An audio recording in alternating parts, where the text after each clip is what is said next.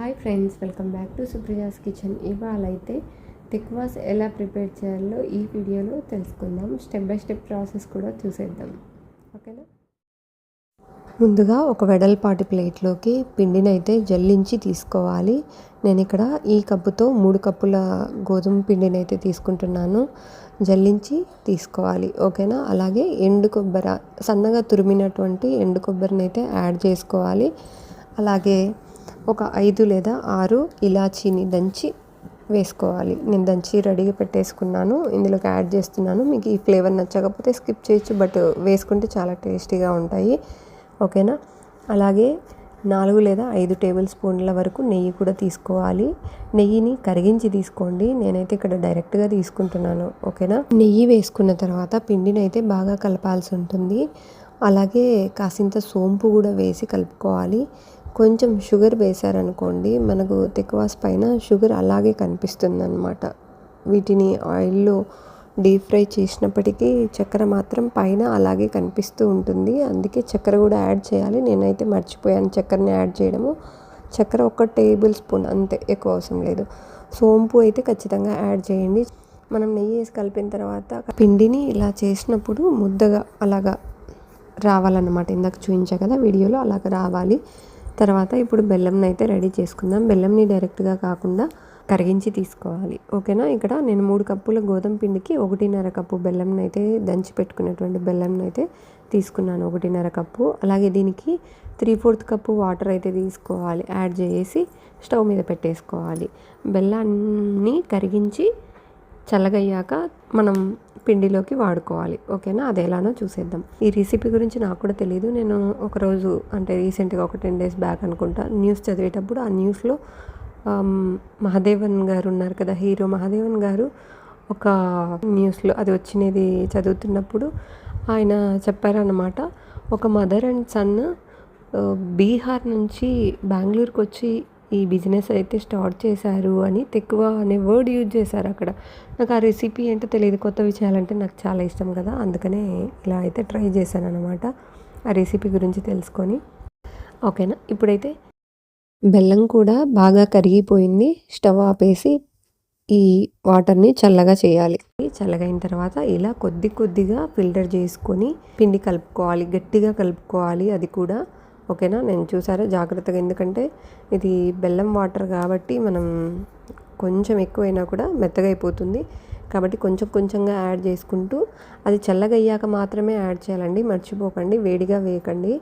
ఓకేనా? ఇలా ఫిల్టర్ చేసుకుంటూ ముద్దగా తయారు చేసుకోవాలి. గట్టిగా తడపండి పిండిని అయితే, మర్చిపోకుండా. ఓకేనా? నేనైతే చాలా గట్టిగానే చేశాను పిండిని అయితే.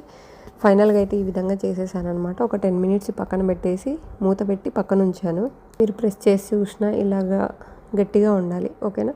ఇప్పుడు 10 నిమిషాల తర్వాత కడాయిలో ఆయిల్ వేసి పెట్టాను. ఆయిల్ బాగా వేడయ్యేలోపు అది కూడా లో ఫ్లేమ్లో పెట్టి మాత్రమే చేయాలి. ఓకేనా? ముందు చిన్న బాల్స్గా చేసుకుంటున్నాను ఆయిల్ వేడయ్యేలోపు. ఇది పిండి కాస్త కొంచెం ఎక్కువనే తీసుకోవాలండి. ఓకేనా?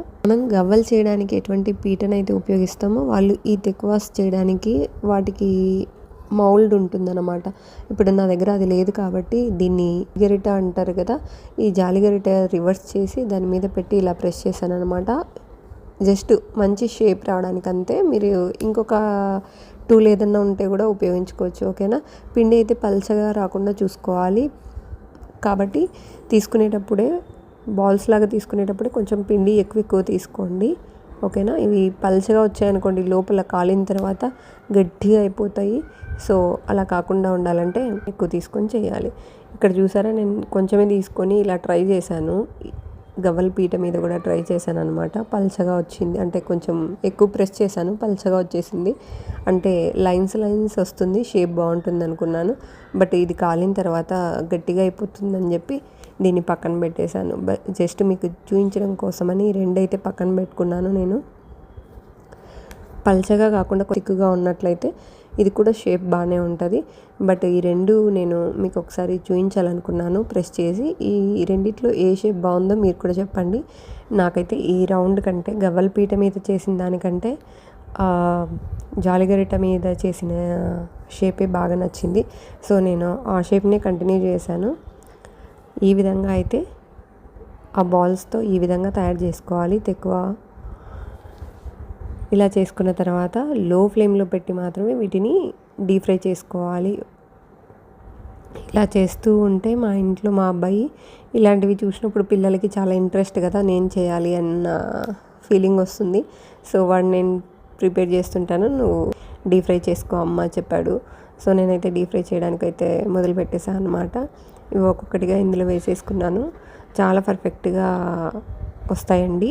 చెప్పిన ప్రాసెస్ని మిస్ చేయకుండా సేమ్ అలాగే చేస్తే చాలా టేస్టీగా కూడా ఉంటాయి. తప్పకుండా అయితే ట్రై చేయండి. ఇది one of the Bihar recipe. నేను ఫస్ట్ ట్రై చేసి నాకు బాగా వచ్చిన తర్వాతనే నేను మళ్ళీ ఈ వీడియో అయితే చేయడం అయితే జరుగుతుంది. ఈ రెసిపీనే కాదు, ప్రతి రెసిపీ నేను ఇలాగే చేస్తానండి. నాకు ఈ రెసిపీ అయితే బాగా నచ్చింది. సో ట్రై చేశాను, సెకండ్ టైం చేస్తున్నాను. చాలా బాగా వచ్చాయి. కలర్ అయితే ఈ విధంగా రావాలి. బ్రౌన్ కలర్ వచ్చాక తీసేసుకోవాలి. మందం చూసారు కదా ఎంత ఉందో, ఇంత ఉంటేనే బాగుంటుందండి. ఇప్పుడు వేడిగా తీసినప్పుడు ఇవి మెత్తగా ఉంటాయి, బట్ చల్లగా అయ్యాక గట్టిగా అయిపోతాయి. ఓకేనా, అంతే అండి. తెక్కువాస్ రెడీ అయిపోయి చాలా టేస్టీగా ఉన్నాయి. తప్పకుండా అయితే ట్రై చేయండి. వీడియోని స్కిప్ చేయకుండా లాస్ట్ వరకు చూడండి. నా వీడియో మీకు నచ్చినట్లయితే లైక్ చేసి subscribe to Supraja's kitchen. Thank you for watching.